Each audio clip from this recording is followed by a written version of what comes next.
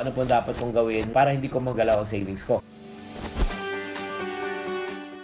Habang ikaw ay nagnenegosyo, kahit anong negosyo, tindahan man, hardware man, RTW, nag-uumpisa po kayo ng maliit pero darating ang punto na lalaki po ang iyong negosyo. Bakit? Dumadami po ang parokyano. Example, sa tindahan, ang puhunan mo lang, 10,000. Maliit lang benta mo nung umpisa. Dumadami na ngayon ng parokyano mo. Bumibilis po yung pagbili nila. So, pag bumibilis ang bili, kailangan, bilisan mo rin pag-replenish ng stocks mo. Kasi kung wala kang stocks, hindi na babalik ang parokyano. So, may mga iba, dati, yung 10,000 stocks nila, 1 week, pwede. Ngayon, yung 10,000 stocks, 3 days, ubos.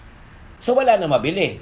Anong ginagawa? Dapat, yung frequency ng pagbili mo at pag-replenish ng stocks, bibilisan mo or let's say, mas frequent. Ang problema, may mga iba kasi walang time. So, ang nangyayari, napipilitan silang bumili pa ng mas marami. So, in other words, ang puhunan nilang 10,000, kailangan siguro gawin ng 20,000.